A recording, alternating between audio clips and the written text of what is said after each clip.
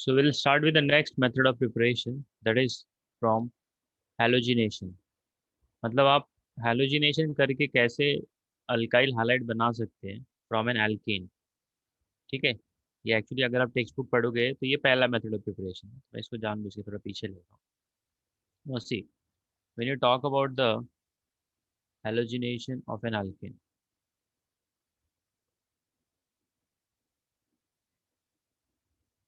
halogenation of alkane। ठीक है, देखो हमारे पास तीन तरह के रिएक्शंस होते हैं, तीन तरह के, मेनली तीन तरह के रिएक्शंस होते हैं। टाइप्स ऑफ रिएक्शन तीन तरह के होते हैं।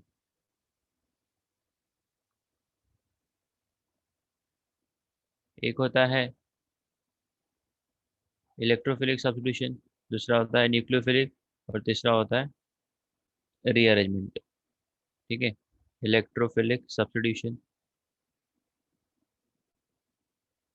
And then addition, addition elimination substitution, ये पहले पढ़ लेते हैं।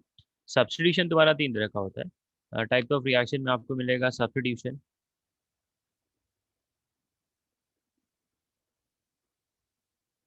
substitution, then you will have elimination, then you will have rearrangement, then you will have addition reaction। ठीक है, ये आपके पास मेनली चार तरह के रिएक्शंस आपको मिलेंगे देखने के लिए। अब इसमें जो है हमको सब्स्टिट्यूशन के ऊपर बात करना है। तो सब्स्टिट्यूशन जो होता है वो फर्दर तीन तरह में डिवाइड हो जाता है। अब सब्स्टिट्यूशन जो है वो इलेक्ट्रोफिलिक होता है, न्यूक्लियोफिलिक होता है और फ्री रेडिकल होता है। Substitution reaction is of three type: nucleophilic, you can say electrophilic,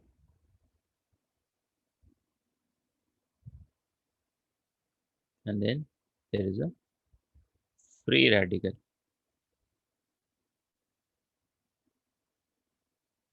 मतलब इलेक्ट्रोफाइल आ सकता है सब्स्टिट्यूशन में, न्यूक्लियोफाइल आ सकता है, फ्री रेडिकल आ सकता है। तो उसके बेसिस पे हम लोग उसको बोलते हैं ये न्यूक्लियोफिलिक सब्स्टिट्यूशन है, या इलेक्ट्रोफिलिक है, या ये फ्री रेडिकल है। अब न्यूक्लियोफिलिक सब्स्टिट्यूशन जो है ये फर्दर पांच तरह का होता है, इसको भी अभी जस्ट बता दे रहा हूँ, इसका ज़रूरत आपको बाद में लगेगा। SN1, SN2, SNI, SNTH, SNAR। ठीक है, ये सारा का सारा जो है SN1, SN2 और SNI, ये तीनों जो है ना इस चैप्टर में आपको मिलेंगे। SNI एक्चुअली SNI होके गया है, बट अभी आपको मैंने उसको बताया नहीं SNI कहाँ पे था। तो ये सारे के सारे जो मैंने लिखे हैं ये सब्स्टिट्यूशन रिएक्शन के अंदर आते हैं। इसमें जो सबसे ज़्यादा आपको मेनली मिलेगा ना वो न्यूक्लियोफिलिक सब्स्टिट्यूशन मिलता है, most of the reactions in our text book. ठीक है, तो अभी हम लोग डिस्कस करने वाले थे हैलोजिनेशन ऑफ एन एल्कीन। अब एल्केन लेंगे आप और उसके अंदर आप ऐड करेंगे हैलोजन, तो वो एक तरह का रिएक्शन है। तो अगर मैं यहाँ पर रिएक्शन लिख दूँ हैलोजिनेशन ऑफ एन एल्केन का, if you have very basic alkane that is a methane. अब मीथेन के अंदर आप क्या करेंगे, you will pass the chlorine gas in the presence of sunlight और फोटोन, कुछ भी आप लिख सकते हैं, और HNU। अभी होगा क्या यहाँ पे, क्लोरीन जो है वो कोशिश करता है कि हाइड्रोजन को हटा दूँ, जितने भी हाइड्रोजन है सबको हटा दूँ मैं। ठीक है, तो आइडियली जो है आपको चार हाइड्रोजन दिख रहा है तो चार क्लोरीन उसकी जगह पे आ जाएगा। ये एक स्टेप में नहीं होता, ये तीन स्टेप में जाता है। मतलब पहले एक हाइड्रोजन हटेगा, फिर दूसरा हटेगा, फिर तीसरा हटेगा, फिर चौथा हटेगा। Okay, this is step by step process, and you are getting removal of four HCl, so you will have to just balance it। so here how many, 4 + 2 6, तो इसको 3Cl2 करना पड़ेगा। तो अभी जो है यहाँ पे हाइड्रोजन यहाँ पे कितना आ रहा है, चार है, यहाँ पे दो ही है, तो इसको 4 कर देता हूँ, 4 HCl, तो 8 हो गया, ये 4Cl2 हो जाएगा। अब ये जो है बेसिकली सब्स्टिट्यूशन की कैटेगरी में आ गया। क्यों? क्योंकि आपने हाइड्रोजन को हटाया और उसकी जगह पे किसको लेकर आ गए, उसकी जगह पे आपने इंट्रोड्यूस करा दिया क्लोरीन को। तो अब ये जो रिएक्शन है ये जाता कैसे, इसका कुछ ना कुछ तो मेथड होगा ना। अब अगर यही एग्जाम में पूछा जाए, do the preparation of methyl chloride from methane, तो बच्चा बोलेगा मीथेन का तो सर ने बताया नहीं है। सर ने तो CCl4 बताया था। मीथेन के अंदर अगर मैंने क्लोरीन गैस पास किया तो मुझे क्या मिल रहा है? Carbon tetrachloride. Carbon tetrachloride. तो बच्चा तो बोलेगा सर, सर ने CCl4 बनाया। तो अभी कैसा होता है कि ये फाइनल स्टेप है, इसका अपना एक मैकेनिज्म होता है। मैकेनिज्म कैसे जाता है, स्टेप बाय स्टेप जाता है। बट हमको एक ही अगर Cl को हटाना, एक ही हाइड्रोजन को हटाना है, so what I will do, see chlorine then H नहीं। तो पहले स्टेप में क्या होगा, एक हाइड्रोजन निकलेगा, CH3Cl, बाय प्रोडक्ट क्या मिलेगा, प्लस HCl HCl। अब प्लस HCl। हाँ, फिर से तुम्हारा क्लोरीन पिक्चर में आ जाएगा, क्योंकि आपने CH2Cl2 हाँ CH2Cl2 by product HCl। CH2Cl2 मिलेगा। हाँ, then again you will have, CHCl3 plus HCl HCl3 हाँ CHCl3 को हम लोग बोलते हैं क्लोरोफॉर्म, क्या बोलते हैं? chloroform क्लोरोफॉर्म बहुत। Chloroform. And again you will pass here the Cl2, then you are finally left with the CH carbon CCl4। Tetrachloride. CCl4 CCl4 plus अच्छा, HCl carbon carbon tetrachloride tetrachloride जो होता है ये एक तरह से नॉन पोलर सॉल्वेंट है। Non polar, अब ये नॉन पोलर पोलर क्या होता है आगे डिस्कस करेंगे। अच्छा, ये तो हो गया आपका प्रोडक्ट, ये डायरेक्टली मैंने लिख के दिया था यहाँ पे, बट ये आपको ब्रेक डाउन हो के मिलता है। अब क्वेश्चन ये है कि सर मेरे को एक ही Cl को लगाना है, I do not want all the 4 Cl to be into the picture. So what I will do here, I will just take excess of an alkene. If we want to do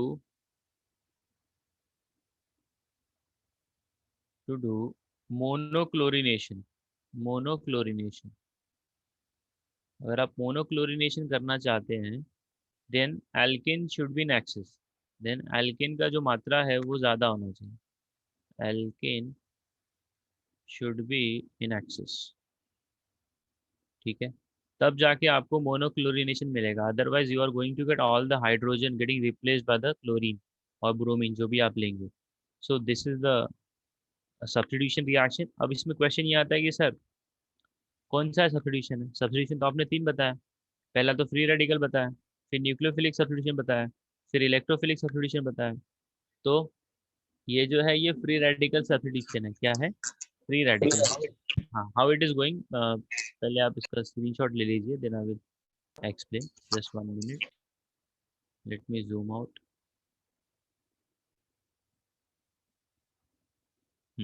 ले लीजिए सभी।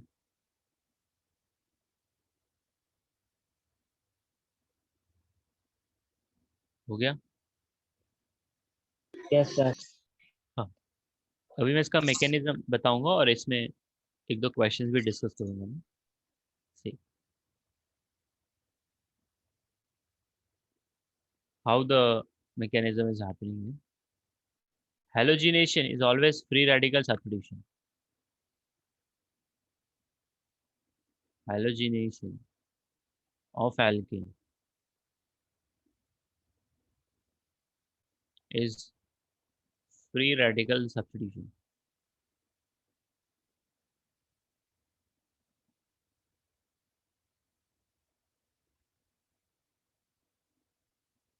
ठीक है, अब ये जाता कैसे? आपने एल्केन चैप्टर में पढ़ा होगा, इनिशिएशन होता है, प्रोपोगेशन होता है, फिर टर्मिनेशन होता है। termination yes तो पहला स्टेप जो है, वैसे ही देखो ये पूछने जाने वाला नहीं है, but just for your understanding point of view I am telling you. Step number 1, that is initiation step. आप रिएक्शन को स्टार्ट करवाना चाहते हैं, तो इनिशिएशन स्टेप में क्या होता है, कार आपका जो क्लोरीन क्लोरीन का बॉन्ड है ना वो पहले टूटेगा। अब आपको पता है क्लोरीन जो है या ब्रोमीन जो भी ले लो, वो सिमेट्रिकल मॉलिक्यूल। symmetrical है हाँ, और एक हैलोजन के पास 3 लोन पेयर होते हैं। हर community. Each and every halogen have a 3 lone pair. तो अभी क्या होता है, यहाँ से एक बॉन्ड के पास 2 इलेक्ट्रॉन होते हैं, तो एक इलेक्ट्रॉन इसके पास जाएगा, homolysis और एक इधर जाएगा। बहुत बढ़िया, होमोलिसिस हो जाएगा। और ये सारा का सारा जो काम होगा ये होगा in the presence of sunlight और photon. So what we are left with a chlorine radical. हमको मिल गया क्लोरीन रेडिकल।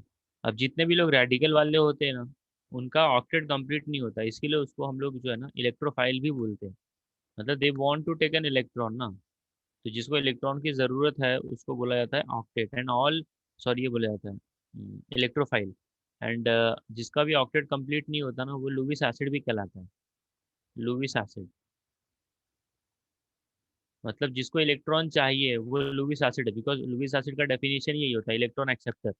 जो इलेक्ट्रॉन को एक्सेप्ट करने की इच्छा रखता है उसे लुईस एसिड बोलते हैं, और इलेक्ट्रॉन को एक्सेप्ट करने की इच्छा वही रखेगा जिसको इलेक्ट्रॉन की ज़रूरत है। और ज़रूरत किसको होगी? जिसका ऑक्टेट कंप्लीट नहीं है। तो Lewis acid is electrophile, and Lewis acid का क्या होता है? There is a incomplete octet, और इतना ज़्यादा बड़ा उसका ऑर्बिटल होता है कि उसके अंदर इलेक्ट्रॉन आ सकते हैं, और वेकेंट ऑर्बिटल। ठीक है ना? तो ये आपका क्लोरीन रेडिकल बन गया, पहला स्टेप हो गया। अब दूसरे स्टेप में क्या होगा? आपने जो मीथेन लिया है CH4, तो मीथेन कैसा होगा? वो टूटेगा।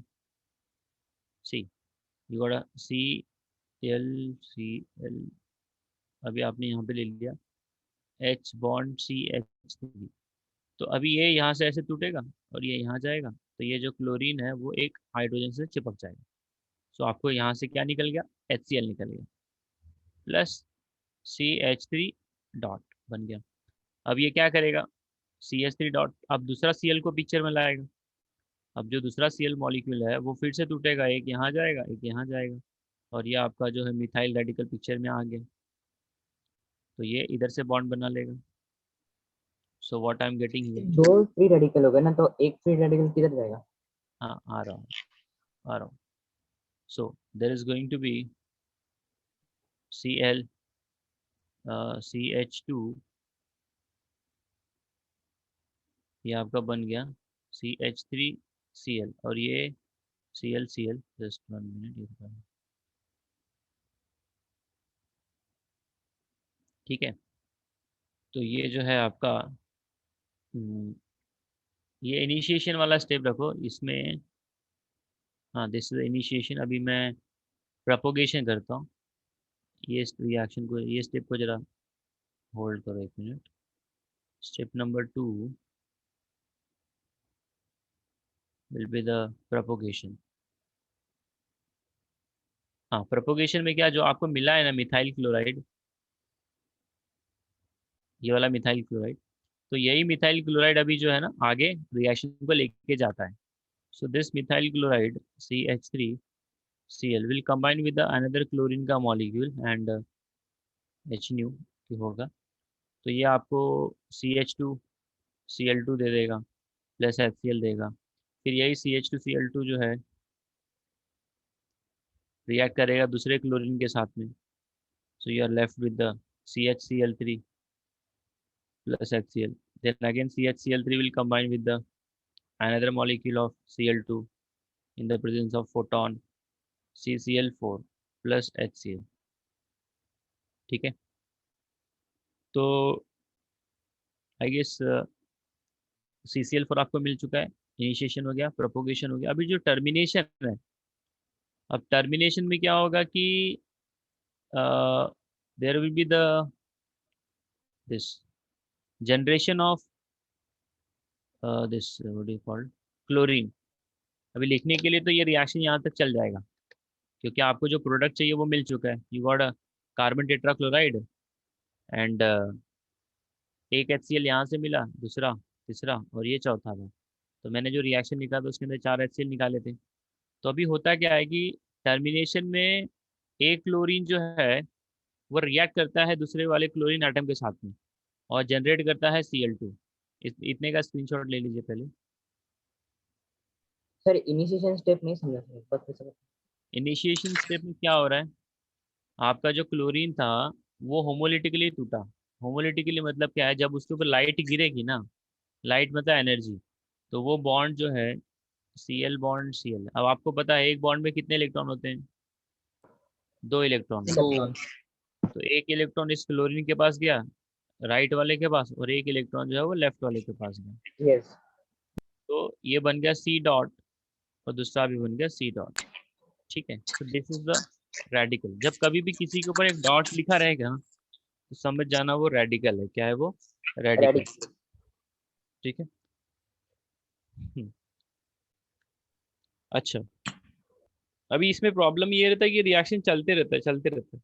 कब तक चलते रहता है मालूम है? जब तक सारे के सारे हाइड्रोजन रिप्लेस नहीं हो जाते। अगर आपने मोनोक्लोरिनेशन ही कराना है या मोनोहेलोजिनेशन ही कराना है, तो मैंने आपको स्टार्टिंग में बताया, you have to take an excess of an alkane. Alkane जो है वो एक्सेस में लेना पड़ेगा फॉर मोनोक्लोरिनेशन। सीईटी का क्वेश्चन है ये। फॉर मोनोक्लोरिनेशन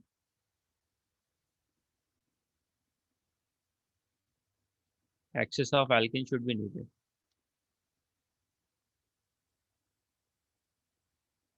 ठीक है। अब इसमें एक लास्ट स्टेप है। लास्ट स्टेप में क्या होता है कि आपका, वो भी मैं बता देता हूँ। वैसे ये बोर्ड के एग्जाम में एक्सपेक्टेड नहीं है। ठीक है, मैं हेलोजिनेशन ये 11th में आपने पढ़ा रहेगा वैसे। See, the last step is the termination.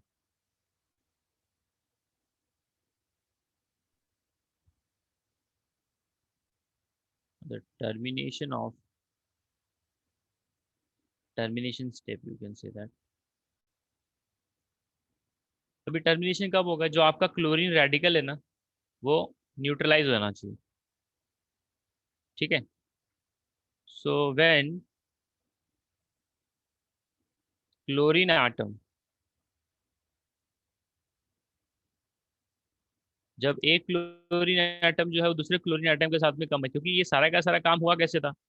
Chlorine radical बनने की वजह से तो स्टार्ट हुआ था ना, इनिशिएशन तो वही से हुआ था। तो आपको क्या करना है, वो जो क्लोरीन रेडिकल है ना, उसको न्यूट्रलाइज कर देना, मतलब उसका जो भी रिएक्टिविटी है उसको खत्म करना है।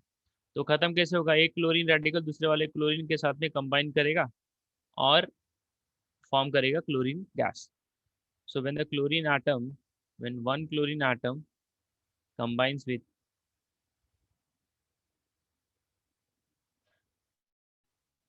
another chlorine atom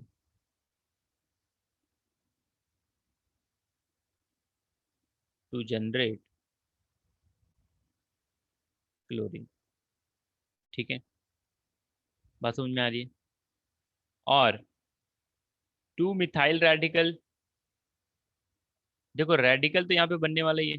तो सारे के सारे जो रेडिकल है, दो क्लोरीन को कंबाइन कर दो, या फिर two methyl radicals. Ethane form होगा। हाँ, to methyl radical can combine. Basically आपको करना क्या है, जो भी रेडिकल है ना उनको अकेला नहीं रहने देना, बस यही इसमें काम है। So two methyl radical can combine to form ethane.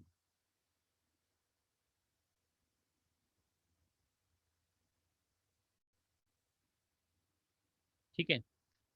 और एक ये भी बन सकता है, एक मिथाइल रेडिकल और एक क्लोरीन रेडिकल कंबाइन करके क्लोरोमीथेन बना सकता है। Yes. Methyl radical and chlorine radical can form methyl chloride.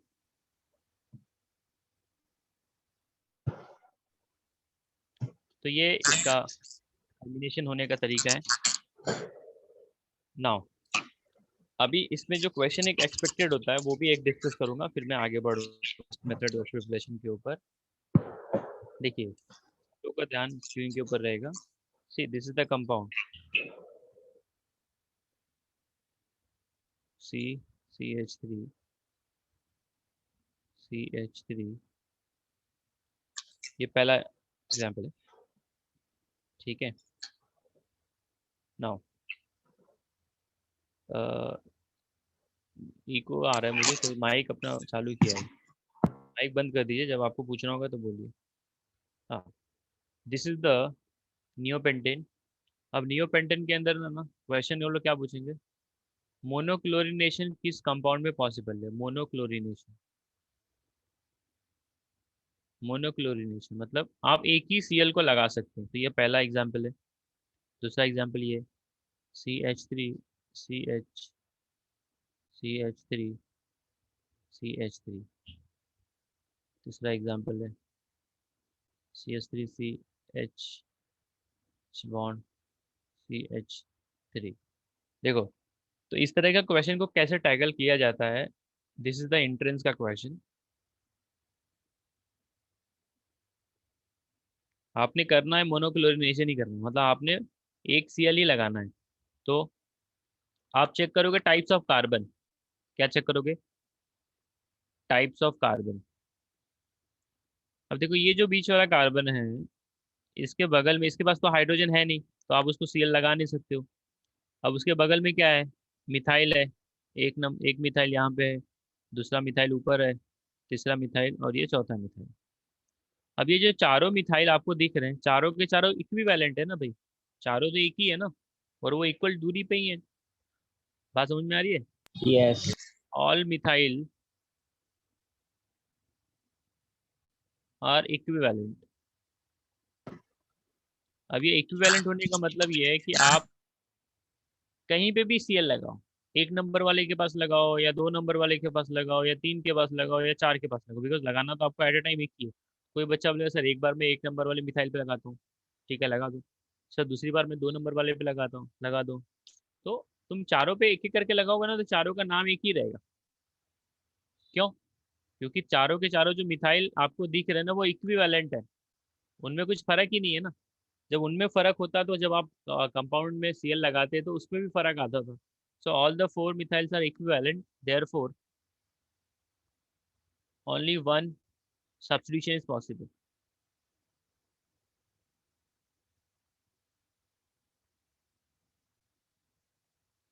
अब जरा सेकंड वाले पे आ जाओ। अब जो सेकंड वाला है, उसके पास ये मिथाइल और ये मिथाइल, इस कार्बन से वो इक्वल दूरी पे है।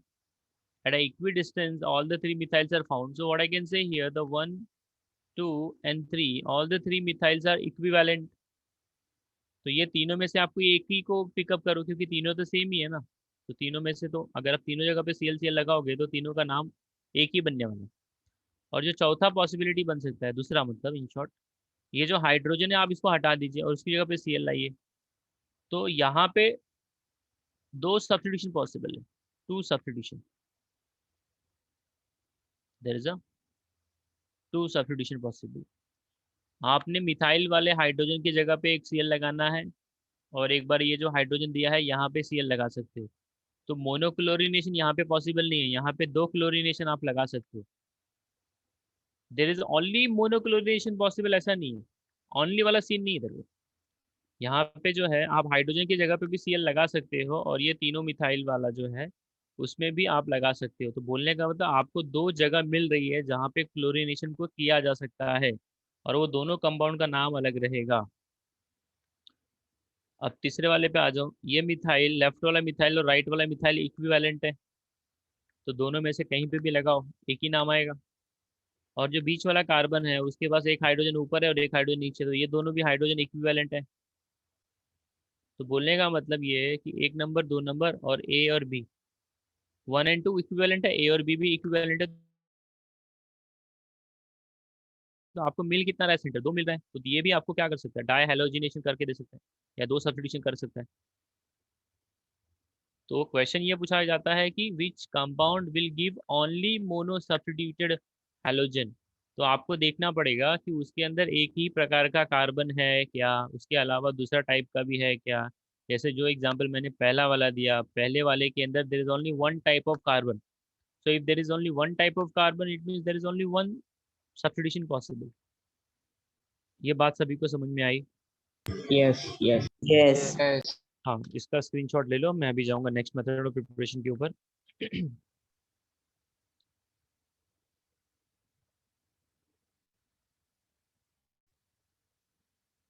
डन। Yes. तो आपने जो है हेलोजिनेशन कर लिया, अब हम लोग डिस्कस करेंगे आपका ये हलाइड एक्सचेंज। क्या है भाई? Halide exchange, that is last वाला मेथड ऑफ प्रिपरेशन है, हलाइड एक्सचेंज।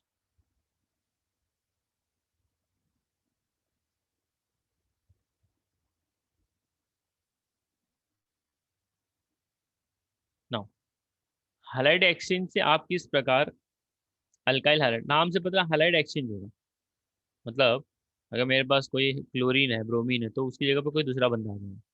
तो हैलाइड एक्सचेंज के अंदर हमारे पास दो तरह के नेम रिएक्शन मिलते हैं। We have a two name reaction. एक का नाम है फिंक-लेस्टन reaction,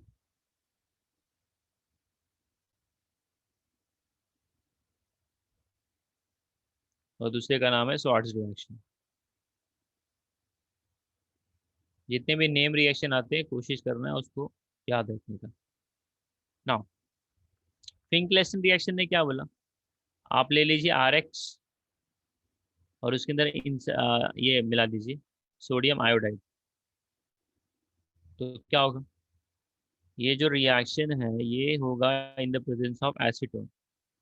acetone is the non, ये बोलते हैं इसको अप्रोटिक सॉल्वेंट। क्या ये अप्रोटिक, अप्रोटिक का मतलब जो प्रोटॉन नहीं देता है, जैसे वाटर है ना, वाटर, तो वाटर में H+ एंड OH- बनता है, जब वो टूटेगा तो H+ को हम लोग क्या बोलते हैं, प्रोटॉन बोलते हैं। प्रोटॉन। तो वाटर जो है वो पोलार है और प्रोटिक भी है, इसके लिए वाटर को हम लोग PP बोलते हैं, PP सॉल्वेंट। PP सॉल्वेंट का मतलब पोलार प्रोटिक। तो एसीटोन जो है ना वो लेस पोलार है और अप्रोटिक। एसीटोन का स्ट्रक्चर ये होता है ना, CH3 C डबल बॉन्ड और CH3। अभी क्या होता है कि कार्बन के पास डेल्टा पॉजिटिव चार्ज है और ऑक्सीजन के पास डेल्टा नेगेटिव चार्ज है, तो ये होने की वजह से इसमें थोड़ी सी पोलैरिटी आ चुकी है, दिस इज द पोलार। लेकिन ये प्रोटॉन देने वाला नहीं है, so I will call it is a polar and aprotic.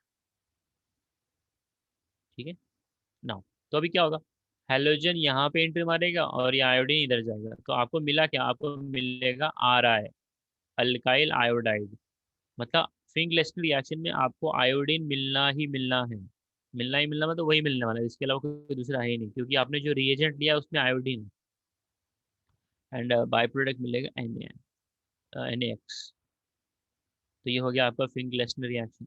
अब जो स्वार्ट्ज रिएक्शन है उसके अंदर क्या होता है, you will be getting the fluoride, जैसे यहाँ पे आयोडाइड मिल रहा था यहाँ पे फ्लोराइड मिलता है। तो स्वार्ट्ज रिएक्शन जो होता है वो होगा methyl bromide plus metal fluoride, AgF ले लो या फिर कोई दूसरा ले लो, HgF2 ले लो, मतलब मेटल फ्लोराइड होना चाहिए वहाँ पे, मेटल फ्लोराइड।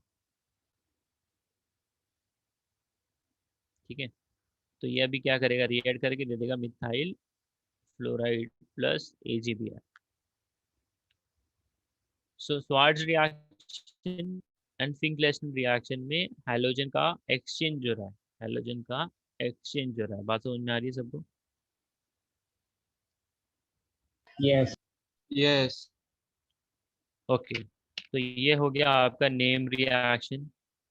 अभी जो भी मैंने डिस्कस किया है, एक दो क्वेश्चंस मैं अभी और यहाँ पे प्लेस करूंगा, so that you will be getting the better understanding. इसका स्क्रीनशॉट ले लीजिए फटाफट। That's it. ठीक है, नो,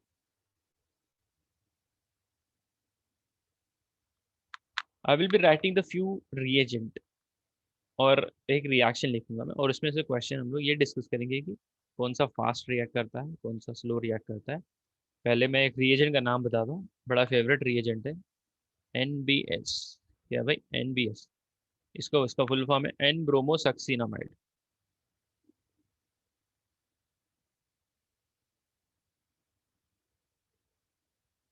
एन ब्रोमोसक्सीनामाइड, इसका काम क्या होता है, ये फ्री रेडिकल सब्स्टिट्यूशन के द्वारा अलाइलिक और बेंजालिक पोजीशन पे Br को लगाता है। I repeat, it does free radical substitution,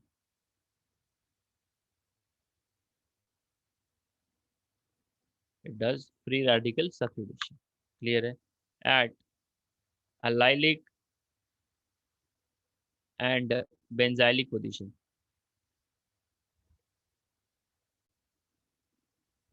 काफी बार ये रिएजेंट को एंट्रेंस के एग्जाम में पूछा गया। सी, अब बच्चे को पहचान में आना चाहिए ना, अलाइलिक पोजीशन क्या होती है, बेंजालिक पोजीशन क्या होती है, ये आप लोगों ने डिस्कस किया है। सी,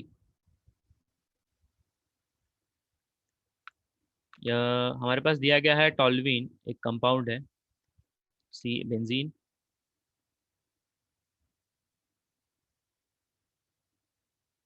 उसके बगल में CH3 है, तो इसको हम लोग बोलते हैं टॉल्यूइन।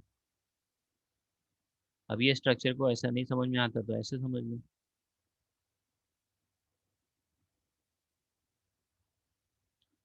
अब ये हो गया आपका CH2 बॉन्ड H, वही है CH3 की जगह पे मैंने CH2H लिखा है। अब आपको मैंने कल या उसके पहले वाले सेशन में ये बताया था, इतने वाला जो सिस्टम है, इतना, इतने को हम लोग क्या बोलते हैं? बेंजाइल। बहुत बढ़िया, this is called as a benzyl. ठीक है। अब ये जो कार्बन है ना, ये कार्बन, ये आपका बेंजाइलिक कार्बन है।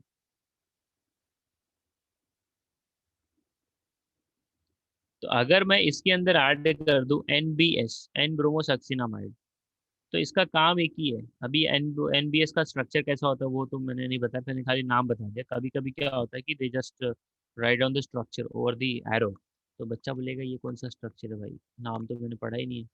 तो ये है NBS का स्ट्रक्चर।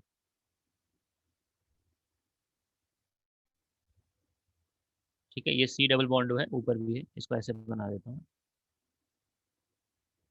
C डबल बॉन्ड हो, C डबल बॉन्ड हो, यहाँ पे कार्बन, सॉरी नाइट्रोजन, और ये बी है, दिस इज द NBS। तो अभी ये क्या करेगा, यहाँ पे हाइड्रोजन जो है ना उसको हटा देगा, उसी जगह पे Br लेके आ जाएगा, तो आपका प्रोडक्ट हो गया ये CH2 Br। तो NBS जो है ये बड़ा इंपॉर्टेंट रिएजेंट है। ओके, तो ये फ्री रेडिकल सब्स्टिट्यूशन में जा रहा है, इसके लिए मैंने इसको यहाँ पे बताया। जैसे एल्केन के अंदर आपने क्लोरीन ऐड किया था मीथेन के अंदर, तो वो फ्री रेडिकल सब्स्टिट्यूशन कर रहा था, तो ये भी वही काम कर रहा है। लेकिन ये हर जगह नहीं कर रहा है, इसका एक सिलेक्टेड पोजीशन, उसका अलाइलिक पोजीशन और बेंजालिक पोजीशन के ऊपर ही H को हटा के वहाँ पे Br को लेके जाना है। चलो, अब हम लोग दो क्वेश्चन और समझेंगे। फ्री रेडिकल सब्स्टिट्यूशन कैसे होगा? क्या बोल रहे हो? फ्री रेडिकल सब्स्टिट्यूशन कैसे होगा? फ्री रेडिकल सब्स्टिट्यूशन कैसे होगा, इसका अपना मैकेनिज्म है। ठीक है, तो उसके अंदर मैं नहीं जाऊँगा, वो पूरा बाउंसर जाएगा। ये जो कार्बन है, ये बेसिकली जो है CH2। अभी ये पाई बॉन्ड है, इसके बाद दो इलेक्ट्रॉन होता है, एक इलेक्ट्रॉन यहाँ जाता है, एक इलेक्ट्रॉन यहाँ जाता है। ठीक है, यस सर। तो जब कभी भी दो इलेक्ट्रॉन जो होते हैं एक बॉन्ड में होते हैं, वो जब होमोलिटिकली टूटते हैं तो वो रेडिकल बनाता है। तो ये बनने के बाद ये बगल वाला जो है ना, यहाँ पे भी रेडिकल का ही फॉर्मेशन होता है। तो वही मैंने बताया कि अपने को हर एक रिएक्शन का मैकेनिज्म एक्सपेक्टेड नहीं है, इसमें जो काम का चीज़ है वो मैंने बता दिया। अलाइली को बेंजालिक पे आग बंद करके Br चिपका देना ना। इसके बाद मैं दो अभी यहाँ पे रिएक्शन लिख रहा हूँ, just for making good understanding. See, इसको स्क्रॉल अप कर रहा हूँ मैं दो ये लिखूंगा, एग्जाम्पल्स लिखूंगा, और उसमें मैं कंपेयर करूंगा कि कौन सा कंपाउंड जो है वो ज़्यादा जल्दी रिएक्ट करेगा, या फिर रेट ऑफ रिएक्शन किसमें ज़्यादा है। सो क्वेश्चन मेरा ये है, which compound have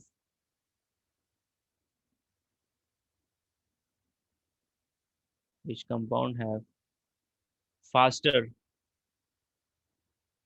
rate of reaction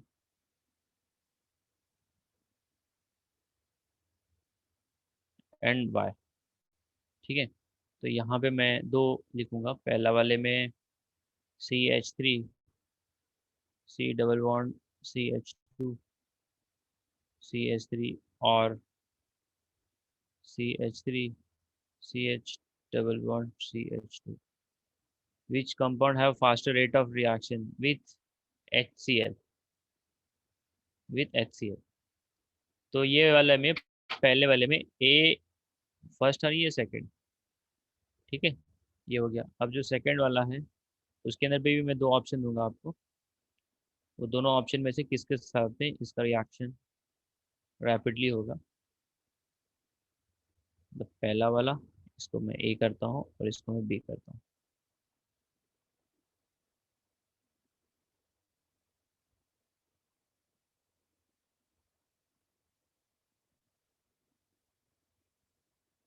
चलो, पहले हम लोग ए वाले के ऊपर जाएंगे। ए वाले में पहला वाला इससे ज्यादा कौन रिएक्ट करेगा HCl के साथ?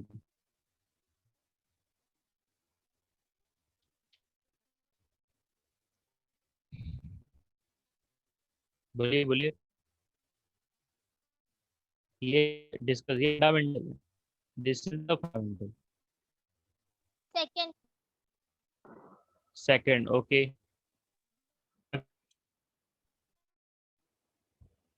और किसी को कुछ बोलना है? देखो, आपने फंडामेंटल नहीं लगा है। आप अगर सीधा यहाँ पे मार्कोनिकॉफ रूल भी लगाएंगे तो उससे भी आंसर इसका आ जाएगा। मार्कोनिकॉफ रूल भी अगर आप लगाएंगे तो उससे इसका आंसर मिल जाता है। देखो, ये अनसिमेट्रिकल एल्कीन है और ये भी अनसिमेट्रिकल है, दोनों अनसिमेट्रिकल है। तो HCl का जो नेगेटिव पार्ट है वो किधर जाना प्रीफर करेगा? एक हाइड्रोजन यहाँ पे है। फिर कम में हाइड्रोजन। हाँ सर फर्स्ट वाला आएगा, स्टेबल रहेगा फर्स्ट वाला, 3 डिग्री है ना। हाँ, ये 3 डिग्री है और जो इसमें है ना ये वाला ये 2 डिग्री है। 2 डिग्री है। तो हम लोग Cl- को 3 डिग्री वाले कार्बन के पास चिपकाएंगे तो इसका रेट ऑफ रिएक्शन ज़्यादा है। यस। चलो बहुत बढ़िया। अब ये दोनों में बताइए, ये थोड़ा सा ट्रिकी है।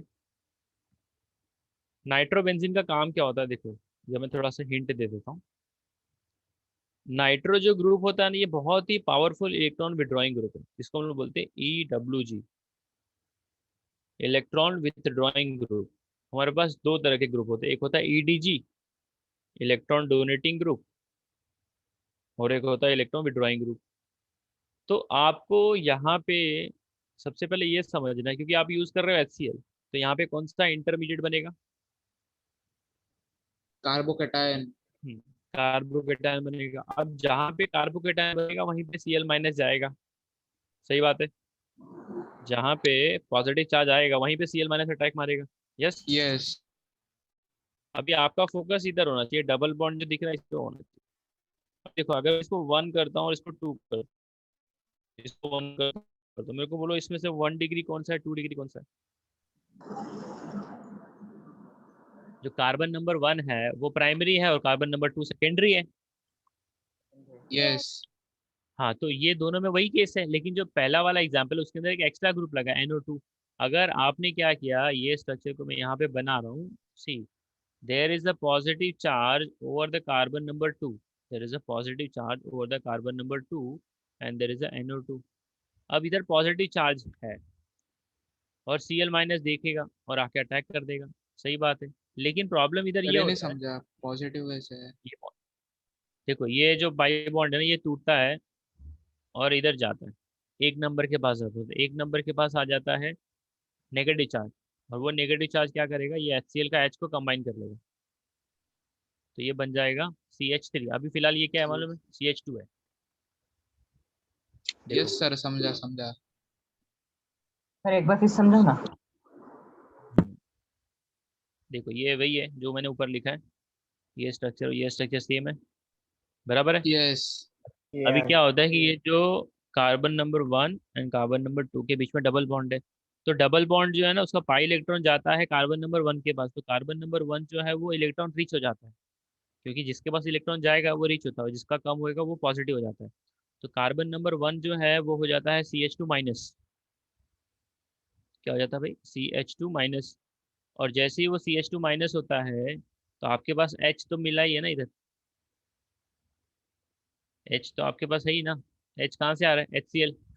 H अब प्लस जो HCl HCl। है उसका प्लस और ये Cl-, तो ये H+ जो यस। है वो इसके साथ में कंबाइन करके CH3 बना देता है। अच्छा, अभी क्या प्रॉब्लम है, ये Cl- इधर अटैक करेगा कि नहीं, उसको सोचना पड़ता है। उसको सोचना पड़ता है, क्यों? क्योंकि यहाँ पे लगा है NO2 ग्रुप। क्या लगा है? NO2 group. तो NO2 ग्रुप का काम क्या है? वो 2 नंबर पे आता है इलेक्ट्रॉन खींचने के मामले में, मतलब एक तरह से सबसे ज्यादा पावरफुल इलेक्ट्रॉन विड्रॉइंग ग्रुप है। मतलब कोई गरीब है, उससे कोई जाके पैसे मांगेगा तो वो नहीं दे सकता। अब ये जो कार्बन है इसको पॉजिटिव चार्ज आ गया, वो इलेक्ट्रॉन के मामले में पहले से गरीब है, अब ये Na2 आके उसका पूरा इलेक्ट्रॉन खींच लेता है। मतलब उसको स्टेबल करेगा कि अनस्टेबल करेगा?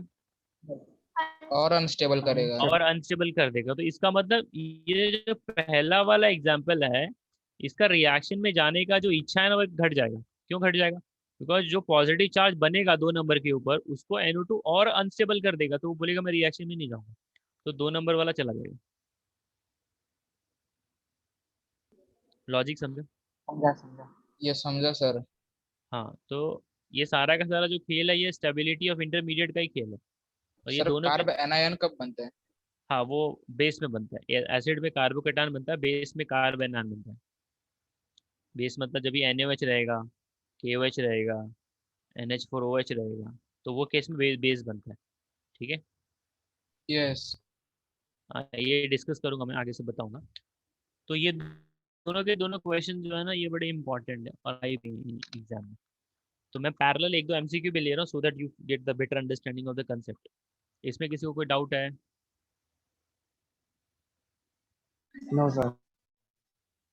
चलो, अब हम लोग आगे बढ़ेंगे। अभी मैंने स्टार्टिंग में 2 रिएक्शन लिखवा के छोड़ दिया था, याद आ रहा है क्या? नोट्स में देखो, मैंने लिखवाया था स्टार्टिंग में।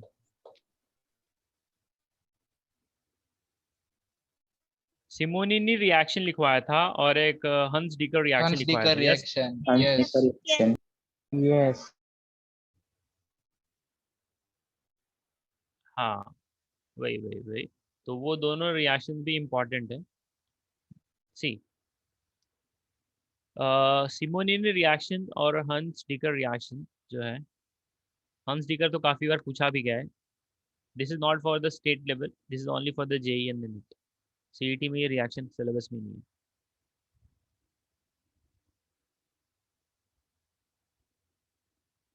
हंस डीकर रिएक्शन जो होता है, ये अल्काइल ब्रोमाइड बनाता है। क्या बनाता है? Alkyl bromide.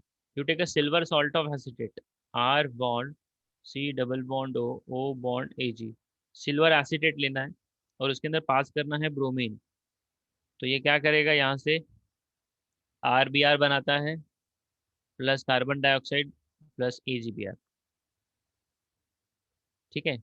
And this is the free radical substitution also. This is also free radical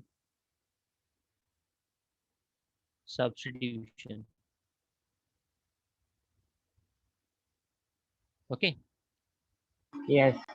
अब इसमें कैसा है ना, कि जो ज्यादा मिलने का सबसे, ये अल्काइल हैलाइड है ना, अल्काइल हैलाइड अगर प्राइमरी रहेगा तो उसका अमाउंट ज्यादा रहेगा। तो yield of alkyl halide will be maximum when it is a primary. Secondary रहेगा तो इल्ड कम हो जाएगा। ये भी क्वेश्चन बन सकता है। इल्ड का ऑर्डर क्या बनता है यहाँ पे? मतलब जो अल्काइल हैलाइड है वो प्राइमरी रहेगा तो सबसे ज्यादा होगा, फिर सेकेंडरी में ज्यादा होगा और टर्शरी में एकदम ही कम होता है। ठीक है।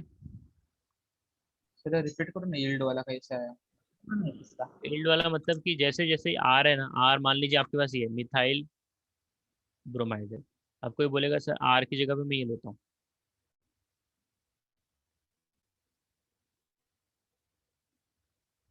ये मिथाइल ब्रोमाइड है, ये क्या है?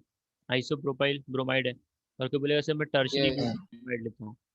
तो अभी ये तीनों के तीनों क्या है ना, ब्रोमाइड अल्काइल हैलाइड ही है। तीनों के तीनों क्या अल्काइल हैलाइड ही है।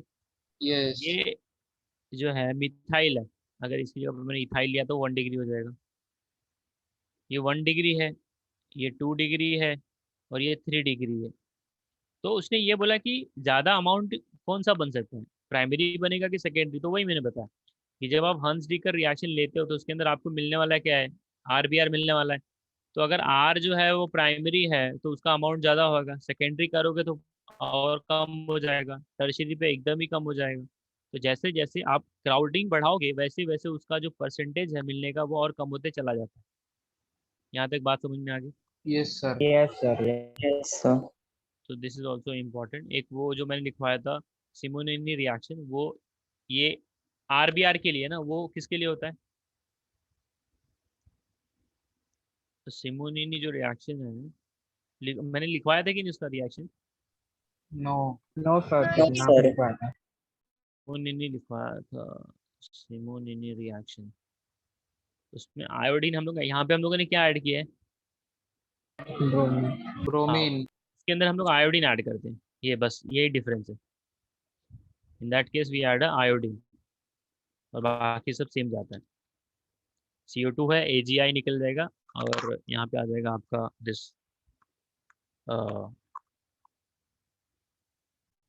Alkyl iodide. लिख लो इसका रिएक्शन, जरा मेरे को रिकलेक्ट नहीं हो रहा बट सिमोनियन रिएक्शन है। दिस इज अल्काइल आयोडाइड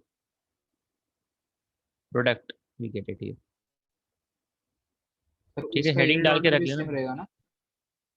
हाँ, एल्ड ऑर्डर मतलब कैसा है कि ये लॉजिक बहुत सिंपल है कि जैसे जैसे क्राउडिंग बढ़ती है ना तो वो मिलने का चांसेस कम हो जाता है उतना। उसको यस स्टेरिक सर। हिंड्रेंस बोलते हैं। सिमोनियन रिएक्शन मेरे को रिकलेक्ट होगा तो मैं बता दूंगा, बट इतना इतना मेरे को याद है कि this is the alkyl iodide. अच्छा, तो ये दोनों रिएक्शन जो है ये एक्स्ट्रा है, this is not for the state, this is only for the entrance. Now अब हम लोग पढ़ेंगे chemical property and the physical property of alkyl halide. See, पहले फिजिकल प्रॉपर्टी देख लेते।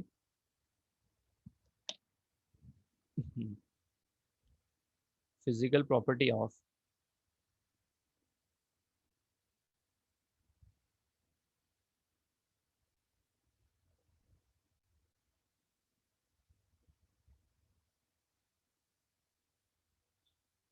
Hello alkene. नाउ देखो, अगर आपने सेम कार्बन रखा है और सब में क्या लगा दिया, आयोडीन, ब्रोमीन, क्लोरीन, फ्लोरीन, मतलब जैसे मिथाइल आयोडाइड है, मिथाइल ब्रोमाइड है, मिथाइल क्लोराइड है, मिथाइल फ्लोराइड है, तो क्या हो रहा है, आपने एक सिस्टम तो कॉमन रखा है, मिथाइल मिथाइल मिथाइल मिथाइल। आप क्या कर रहे हो, आयोडीन लगा रहे हो, Br लगा रहे हो, क्लोरीन लगा रहे हो, फ्लोरीन लगा रहे हो। तो अगर आपका अल्काइल ग्रुप सेम है, ओनली हाइड्रोजन का साइज बड़ा होते जा रहा है या छोटा होते जा रहा है, तो जिसका साइज साइज में बड़ा होगा उसका बॉइलिंग पॉइंट ज्यादा होता है। तो बोलने का मतलब yes. The alkyl halides having the different alkyl having the different halogens, alkyl group same है तो उसका जो बॉइलिंग पॉइंट ऑर्डर होगा ये बन जाएगा। और बॉइलिंग पॉइंट सबको पता ही रहेगा, it is a temperature at which it boils. Yes, yes. Yes. हाँ, ये टेम्परेचर डेफिनेशन लिखोगे तो 0 मार्क्स मिलेगा। Boiling point, it is the temperature when the vapour pressure of liquid is equal to pressure of atmosphere. 180 m। हाँ, ठीक है। जब तक उसके वेपर का प्रेशर एटमॉस्फेयर के बराबर नहीं हो जाता तो तब वो बॉईल नहीं होगा। जैसे बोलते हैं ना, जैसे आप हायर एल्टीट्यूड पे जाओगे, जैसे कि लद्दाख में चले जाओ, तो ऊंचाई पे जाओगे तो प्रेशर कम हो जाता है और पानी के नीचे जाओगे तो प्रेशर बढ़ता है। तो ऊंचाई पे जाओगे ना तो पानी जल्दी बॉईल हो जाएगा, और जैसे जैसे अंडर द वाटर जाओगे ना तो वो प्रेशर बढ़ता है, तो उसको उसमें उतना प्रेशर अटेंड करने के लिए वो ज़्यादा एनर्जी लेगा, तो उसका बॉइलिंग पॉइंट जो है, मतलब ज़्यादा एनर्जी लेने का मतलब ये है कि वाटर का बॉइलिंग पॉइंट तो 100 पे ही जाने वाला है। लेकिन अगर आप उसको बॉईल करोगे कहाँ पे, लद्दाख में, तो वो मान लीजिए 200 ml कोई लिक्विड लेता था बर्न करने के लिए, तो वही जब आप ज़मीन पे लेके आके बर्न करोगे ना तो ज़मीन पे 200 रहेगा, तो यहाँ पे 250 ml लेगा बर्न करने के लिए। बॉईल तो वो 100 पे ही होने वाला है, खाली एनर्जी वो आगे पीछे कर लेता है। Sir repeat. जैसे कि बॉइलिंग पॉइंट क्या होता है पानी का, 100 डिग्री सेल्सियस। 100 degree Celsius. हाँ, तो अगर आपने बॉईल करना है वाटर को, आप लद्दाख में जाके बॉईल करो एट हायर एल्टीट्यूड, तो वहाँ पे कैसा है ना कि बाहर का प्रेशर क्या है, कम है, कम है। एटमॉस्फेरिक प्रेशर कम है। ठीक है, तो वहाँ पे जल्दी खाना पक जाएगा अगर आपने ओपन कंटेनर में पकाया तो। यस।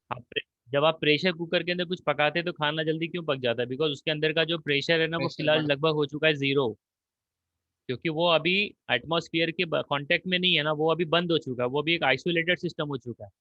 तो जब बाहर का प्रेशर मतलब क्या, जैसे मैं जिस कमरे में हूँ, कमरा चारों साइड से बंद है, तो अंदर का प्रेशर क्या हो जाएगा, कम हो जाएगा। बात समझ में आ रही है?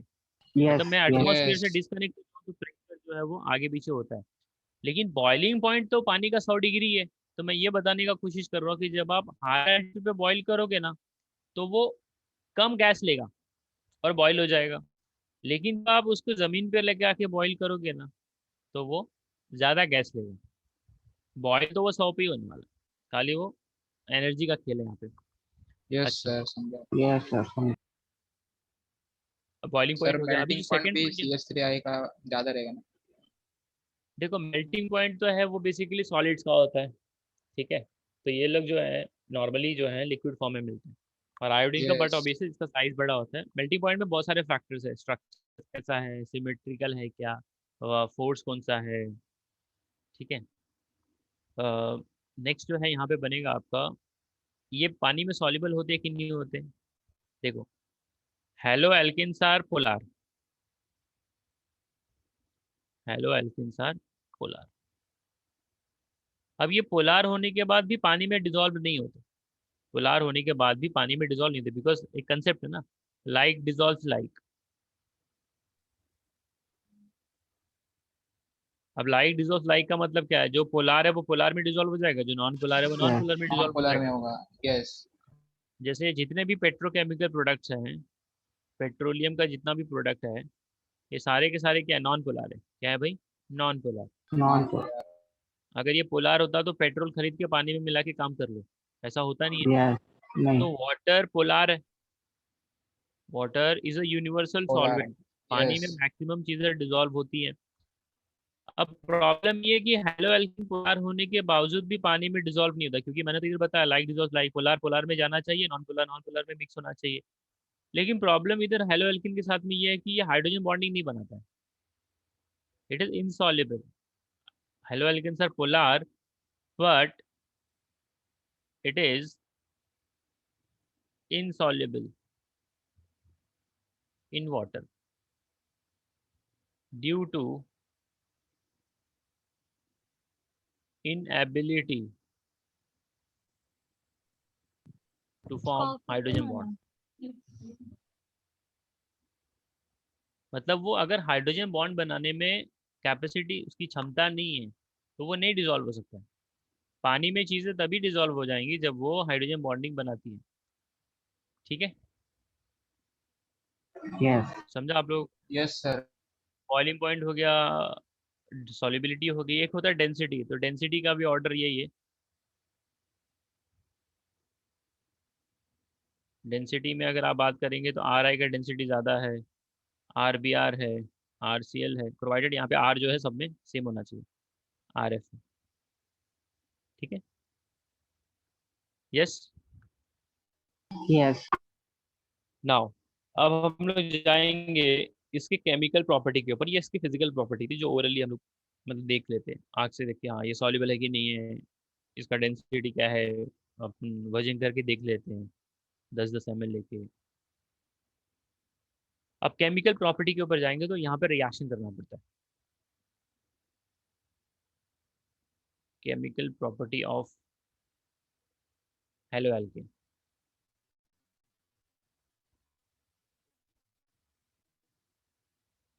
तो यहाँ पे जो है हम लोगों के पास कुछ 7-8 प्रॉपर्टी आती है। एक होता है सब्स्टिट्यूशन, दूसरा है एलिमिनेशन, तीसरा है रिडक्शन, ठीक है। तो एक एक करके हम लोग यहाँ पे अभी समझ, पहले लिख देता हूँ। जो सबसे बड़ा इम्पॉर्टेंट है वो है सब्स्टिट्यूशन। सी, जस्ट 1 मिनट, ये काम सब्स्टिट्यूशन।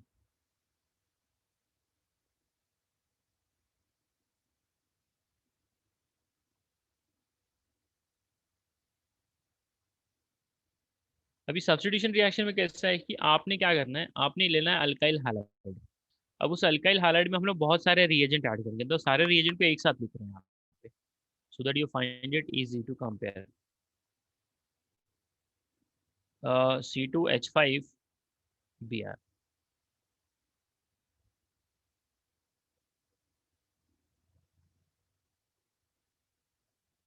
अब मैंने एक बार ऐड कर दिया अल्कोहलिक KOH, अल्कोहलिक KOH। दूसरी बार मैंने ऐड कर दिया एक्वियस KOH, एक्वियस का मतलब पानी है। तीसरा रिएजेंट, मतलब मैं ये तीनों अलग अलग बॉटल में ऐड करूँगा, एक ही बॉटल में सब नहीं ऐड कर दूँगा। I will add here alcoholic ammonia,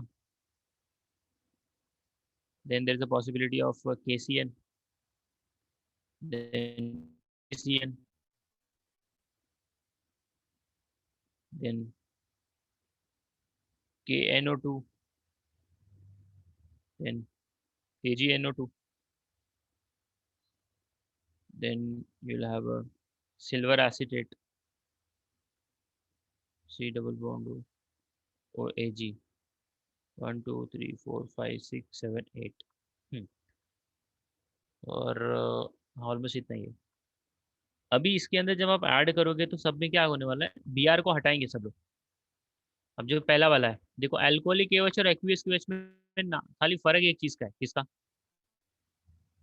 sir वो आपने एक, हाँ पहला वाला अल्कोहलिक है। अल्कोहलिक मतलब क्या, आपने KOH लिया और उसके अंदर अल्कोहल मिला दिया। ALG मतलब अल्कोहलिक है, AQ का मतलब एक्वियस है। हाँ क्या बोल रहे थे आप?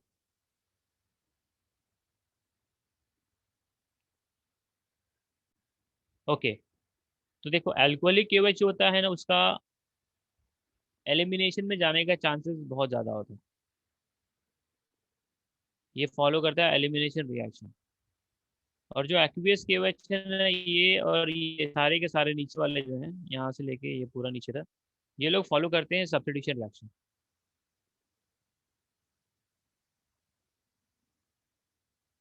ये मैंने जस्ट एक साथ में कंपेयर करके दिया सो that you find it easy. ठीक है, इसका स्क्रीनशॉट आप लोग ले लीजिए। ये कमिंग सेशन में हम लोग यहीं से स्टार्ट करेंगे। सर हाँ बोलिए। लिक्विड और लिकर में फर्क क्या रहता है? लीकर मतलब जैसे कोई बोलता है ना लीकर अमोनिया है, तो यस। उसमें आपने पानी मिला है। अब लिक्विड मतलब क्या है, वो अल्कोहल भी हो सकता है, वो ऑयल भी हो सकता है। समझ में आ रहा है? लिकर मतलब there is a water. Water, ऐसा है। अब लिक्विड मतलब इट कैन बी वाटर और it can be any other liquid, alcohol और ऑयल। ठीक है, तो इसका स्क्रीनशॉट ले लीजिए। किसी को कोई डाउट रहेगा तो प्लीज बोलिए। फिजिकल प्रॉपर्टीज में बॉइलिंग पॉइंट का एक बार बताना। बॉइलिंग पॉइंट का